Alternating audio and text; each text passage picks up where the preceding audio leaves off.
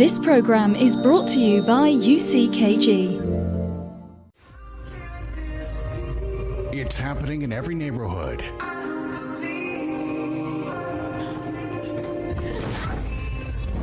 the door! Who is it?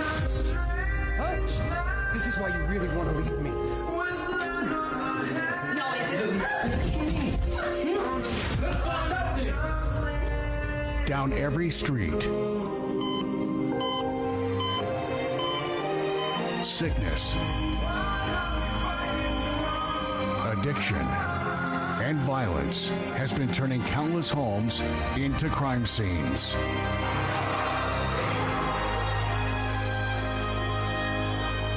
Suffering, depressed, alone, suicidal. Welcome to program Problems and Solutions. A very good evening. Welcome for this Wednesday program where we are here in these 50 minutes to give to you an opportunity, my friend, for you to receive a life and a life more abundantly. This is the promise of the Lord Jesus. I come to bring life and life more abundantly. Regardless of your problem that you are going through, there is a way out for you. And that's why we are here, and we would like to invite you for you to see with your eyes what God has been doing. God in these days has been restoring families. God in these days has been restoring people's lives. Giving, a new life, changing the situation that the person is living. But above all, is giving His Spirit, where makes the person to have the most important thing, that is their salvation. I want to invite you for you to stay with us and see what God is performing in our days.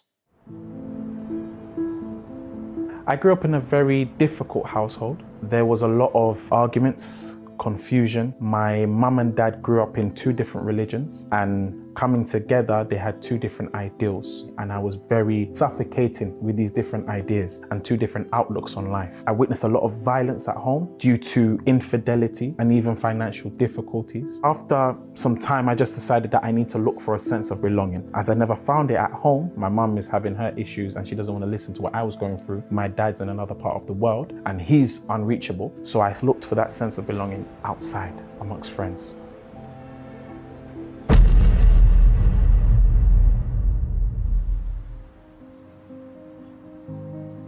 The issue that I had, especially when it comes to women, my dad used to tell me something: you cannot trust any woman. I was very confused growing up because I looked at my mum, and my mum was faithful to him. Mum was dedicated to him, worked 2 jobs in order to provide. But I used to also see the way my mum would respond when he would have an issue. And in my mind, I'm thinking, I don't want a woman that snaps like that. I don't want a woman that gets angry on every little thing. Of course, I was introduced to pornography at quite a young age, and I began to see certain scenes in the pornography. And in my mind, I thought, okay, well, if people are doing these type of things, maybe this is what society promotes. Maybe this is the role of the woman, to be submissive in all aspects. So when I realized the opposite, I was confused. Having also seen experiences that my friends had been in, situations where I've realized that women can be very devious, it was difficult for me to put my trust in them.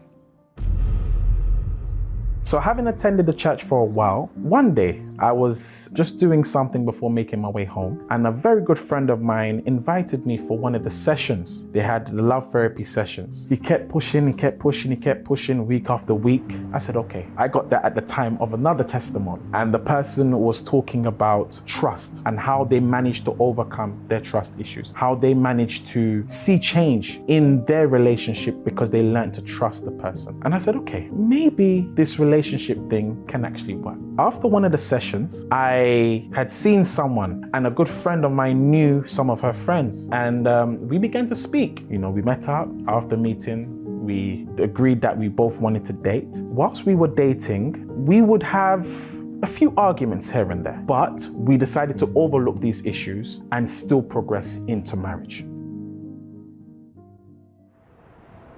In the beginning, we were very nice, happy, enjoying the honeymoon. But shortly afterwards, some of the underlying issues began to unravel again in terms of how do we respond to problems. I would be the kind of person that I don't really like to express myself. I don't really like to express what I'm going through. I'm a very quiet person and like to remain reserved. She's the very opposite. She likes to express everything. So there was a time when she thought that I was no longer emotionally connected to her because she would express something, and for me, what is the problem? That will be enough to create an argument. You're not being understanding. You don't understand my needs. Why is it that everything that's happened in your past you're trying to bring into the marriage? And when she will say things like this, that will annoy me because in my mind, I believe I've changed. We went and decided to speak to one of the pastors, and they gave us their honest advice on what to do, which was, if you believe that there is hope in this relationship and you're able to look beyond the problems and work through it, this marriage can be a blessing. And that for us was vital, especially at that time, because at that time, if we didn't hear something like that, the relationship would not be where it is today. So I need to let go of the past and believe that something good can happen and move forward. I began to see changes, and we're here today. Once we started to make the change, he understood that he needed to, understand me, listening to me. And that was one of the most important things, because at first I didn't feel like I was heard. So coming from just arguments all the time to now actually seeing love in the marriage, he showed a lot of care. Ali is someone who is now mature. And Ali is someone who is, apart from being faithful to my wife, but Ali is someone who's able to convey this love to other people, to show them that apart from what they've been through, there is always light at the end of the tunnel. You can see our example. You see, my dear friend, that when you watch those stories and you see what God is doing in people's lives, we can understand that nothing is impossible for this God. I want to talk to you, especially you who are there on the other side, and you are suffering in your love life. Your family is destroyed. You know that every Thursday at the Universal Church, we have this service that calls the reconstruction of your life. The reconstruction of your life. What means that? Many times you've been in relationship, many times you tried to move forward with your life, but many times you could not move forward because of things, of traumas, of things that happened in the past. For example, sometimes you are a lady, a gentleman, that you suffer in your love life.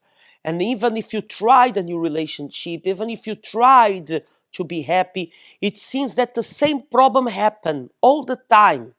Maybe you are suffering with the problem that your mother had suffered, your father, and the other generations that passed suffer with the same problem.